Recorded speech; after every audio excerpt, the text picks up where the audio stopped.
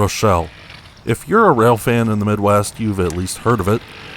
The trip to this tiny town about 70 miles west of the Loop has almost become a pilgrimage for those of us in the region.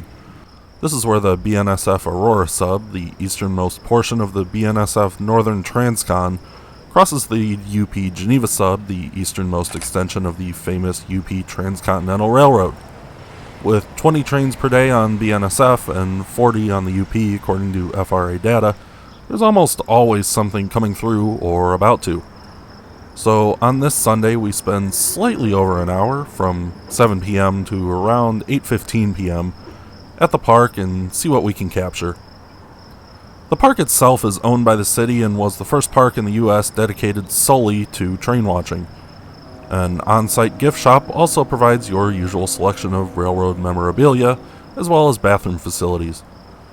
Rochelle is an automatic interlocking.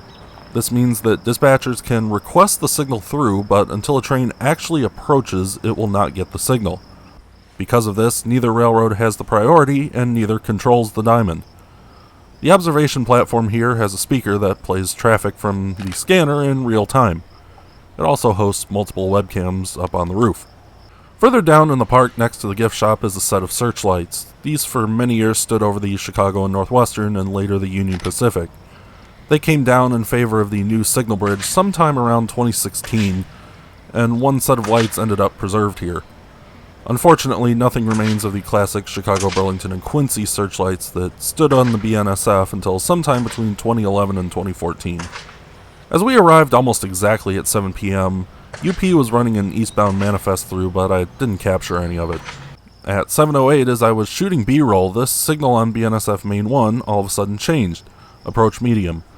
Proceed, prepared to pass next signal not exceeding 40, and enter diverging route at prescribed speed. Note that I don't have symbols for any of these trains. I didn't have my portable radio with me, and BNSF rarely, if ever, uses symbols on the air, and UP does near yards, but that's about it. This also means no radio audio for this video. Couple things to remember. We're at milepost 83.7 on the BNSF and 75.3 on the UP. Also, with this being an automatic interlocking, if a signal is anything other than stop, something is lined through and likely will arrive in about 10 to 15 minutes. BNSF is 2 main tracks through here, not a main and a siding, but a crossover from 1 to 2 just to the west at milepost 84.4 essentially creates a 2-mile siding from there to where the line pinches back down to a single track at Flag Center, milepost 86.3. This westbound will take that crossover. BNSF 976 leads a heavily worn Santa Fe 655 on this manifest train.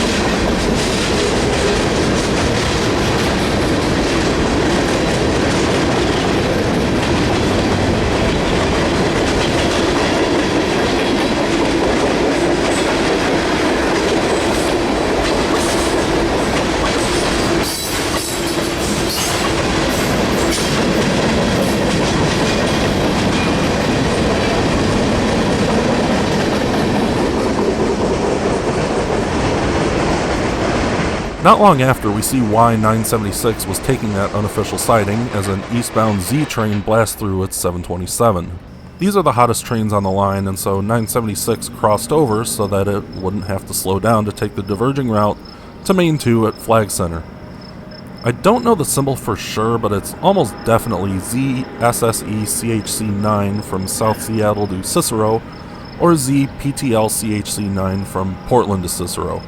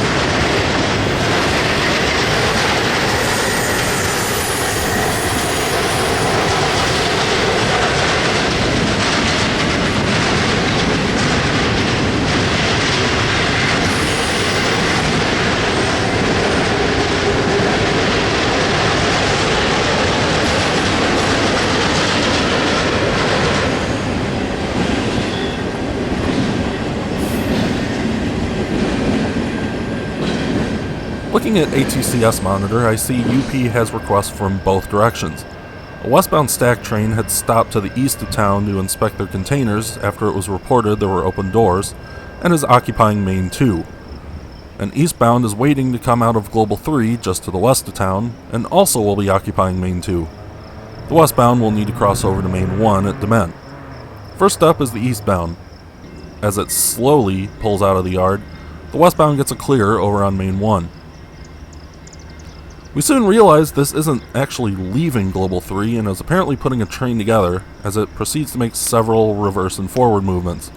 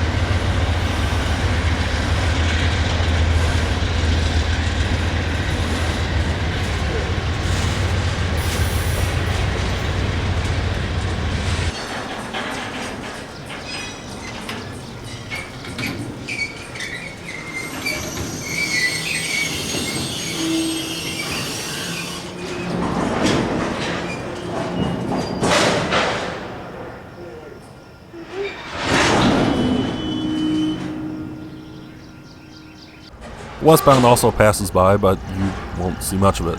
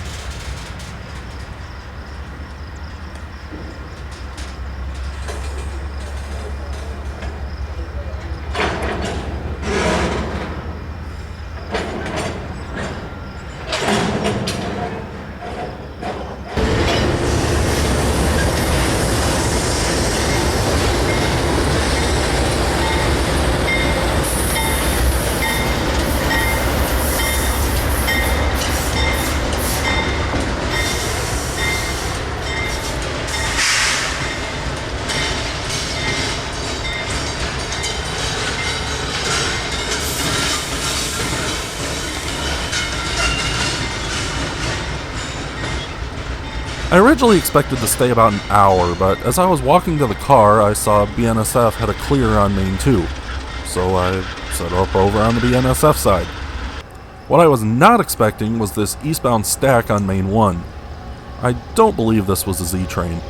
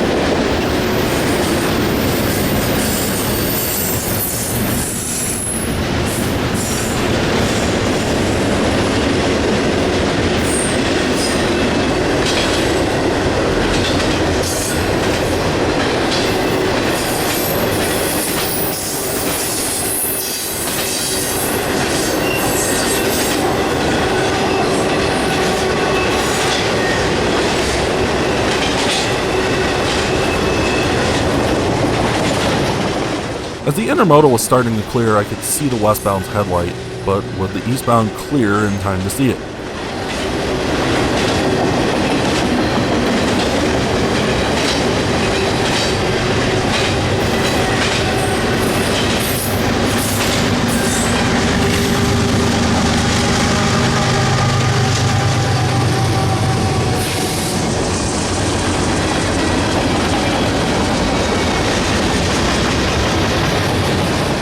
That could not have been staged any better.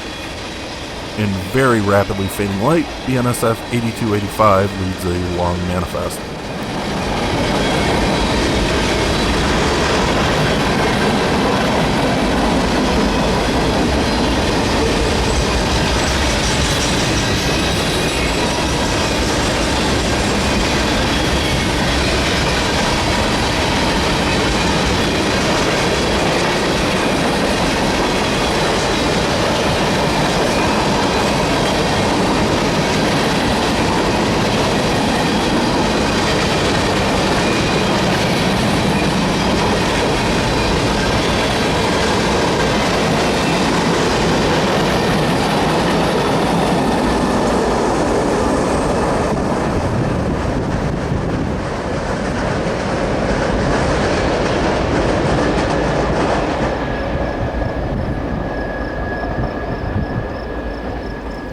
As I walked to the car again, I saw UP had a light again, and looking at HCCS, this would be another both ways, both tracks meet.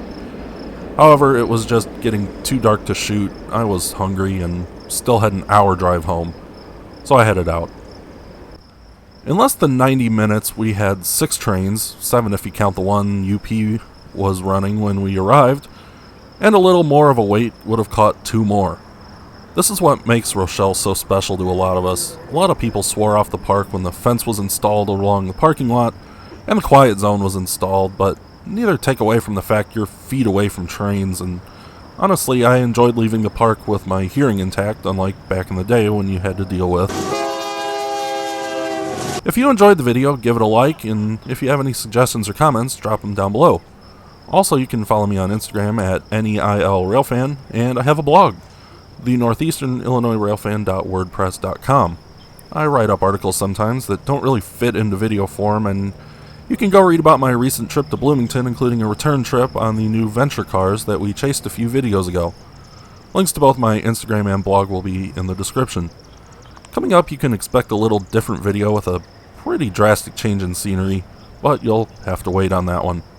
Until then, stay safe, and thanks for watching the Northeastern Illinois Railfan YouTube channel.